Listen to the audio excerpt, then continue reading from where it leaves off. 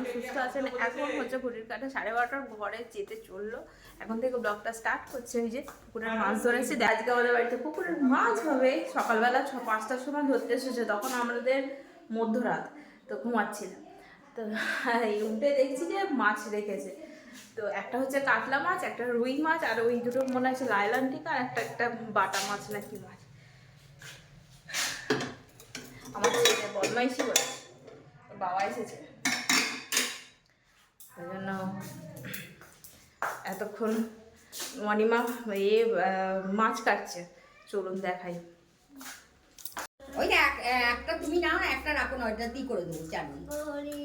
ওই এটা রুই মাছেরটা রাখো, কাতলারটা তুমি নিয়ে নাও। অত পাতলাও করতে হবে না, ব্যাস। হ্যাঁ হ্যাঁ, লাস্টের গুলো একটু মোটা করে দাও। অত রান্না করতে হবে না। হ্যাঁ, ওর ছেলেকে দিয়ে দেবো। হ্যাঁ হ্যাঁ, ঠিক আছে। আমাদের গাছে পুকুরের মাছ এগুলো দেখ, সব বেঁচে কত বেরুলো।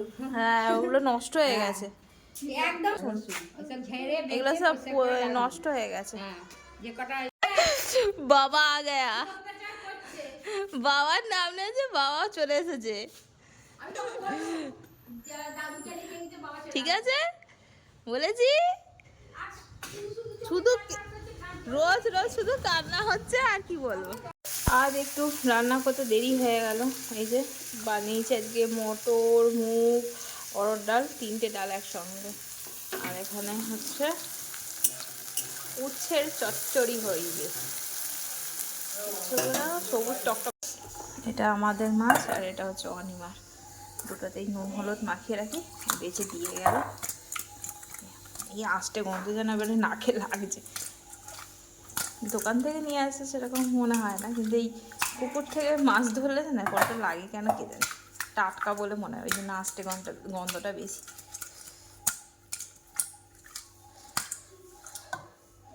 ওটাও টাটকাই, আমাদের তো জ্যান্ত মাছ ছাড়া খাই না আমরা। এত মাছ খেতে খেতে আমাদের মাছখানেক লেগে যাবে। আজকে ভাবছি দুটো দুটো করে ফেলবো সবার, তাহলে এ হবে। বেশি দিন এইসব মাছ না ফ্রিজে রাখলে টেস্ট চলে যায়। জ্যান্ত মাছ, একজন এই জ্যান্ত মাছ খেতে কত ভালোবাসে। আমার যেমন পিস্তত দিদি, ওরা এইসব জ্যান্ত মাছ পায় না, তো খেতে খুব ভালোবাসে ওরা। যখন আমার বাপের বাড়িতেও পুকুর ছিল, যখনই আসতো পিসি, তখনই ওদের মাছের মানে মাছ ধরা হতো আর কি। ওদের অলরেডি ডিমান্ড থাকতো যে পুকুরের মাছ খাবো, জ্যান্ত মাছ খাবো। শিঙি মাছ, মাগুর মাছ ওরা খেতে খুব ভালোবাসে। ওদের ওখানে তো এগুলো অনেক দাম, আর পাওয়াও যায় না, রেয়ার। আর আমাদের তো আমরা খেতে যাই না পেয়েও। চলো, এটা কোথায় রাখবো সেটাই হচ্ছে চিন্তা। এখনও ফ্রিজে মাছ আছে, তরকারির বাটনাটা হবে।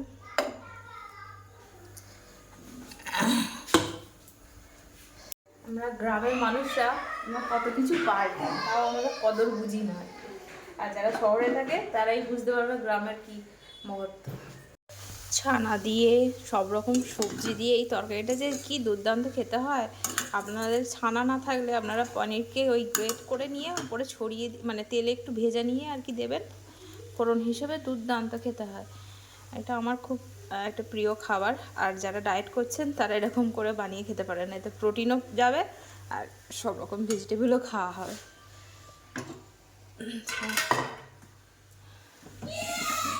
চচ্চড়িটাও হয়ে গেছে। আর দেখুন না, চা করতে গিয়ে দুধ উতলে পড়ে গেছে। আর কইব, গ্যাসটা অন করে নি, তাতেই জ্বালাচ্ছি। আমার ছেলের ছুটি পড়ে গেছে, স্কুলে পাঠিয়ে দিলে না আমি অনেক শান্তিতে থাকি, নাহলে সারাদিন এত জ্বালাতন করে না।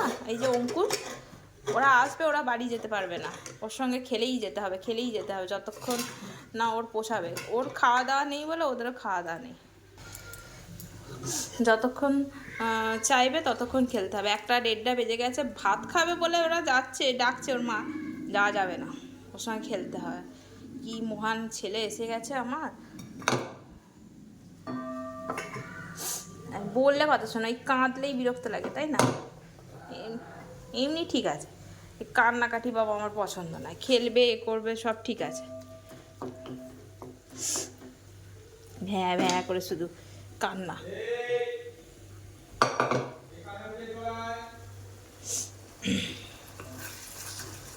এখানে উঠে চলে আয়।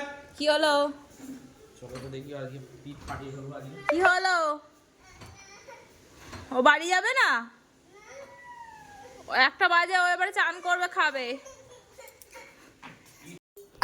পড়ে যাবি আবার, নেমে পড়। না, মাছটা দেখবো না। মাছ মরেনি, ওটা প্লাস্টিক বাবা। ও তাহলে হবে, তাই হবে। মরে গেছে আর কি হবে।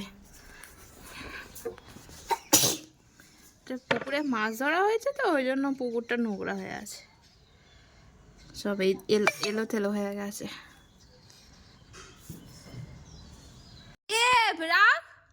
ওটা চালতার ডাল, এটা চালতার ডাল হয়েছিল, সেই ডাল ছিল ওইটা। আজকে এটা আমার লাঞ্চ, মাছ হচ্ছে চচ্চড়ি আর সবজির তরকারি, আর এটা হচ্ছে আমার সোনার লাঞ্চ। চলো নিয়ে আসো, শশা নিয়ে আসো, আমার জন্য 2টো নিয়ে আসবে, ঠিক আছে? গুড ইভিনিং বন্ধুরা, এখন বানাচ্ছি আমি হচ্ছে একটু আদা দিয়ে চা। এখানে আমার ছেলে বসে বসে বকবক করছে। তোর কমপ্লেন কই? কমপ্লেন আমি গুলে দিয়েছি, অরিও বিস্কুট দিয়েছি, কোথায় রেখে এসেছে কে জানো। এই দেখো,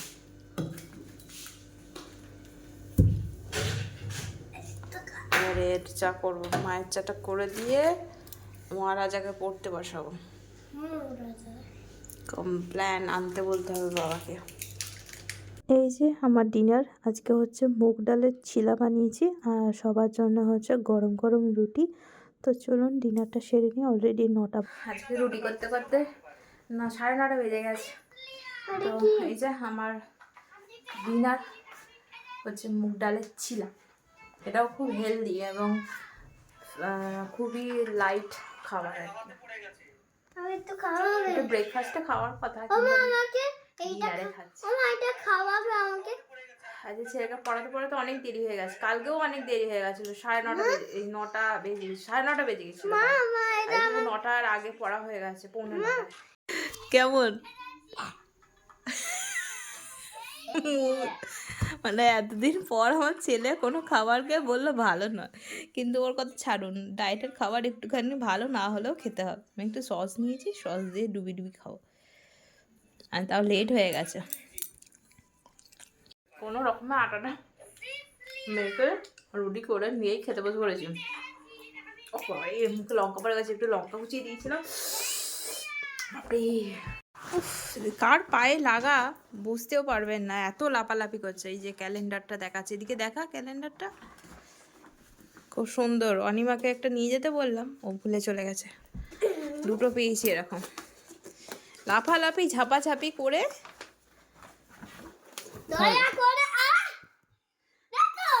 কি দয়া করে কি দেখবে?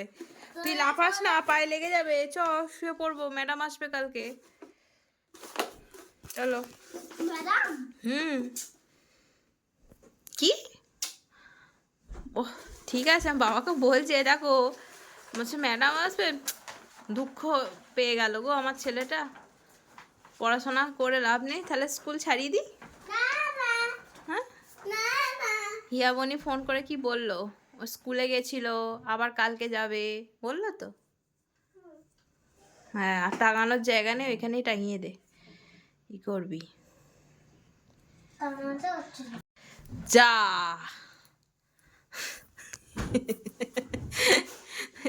যার পায়ে লাগা তার কোনো ভ্রুক্ষেপ আছে?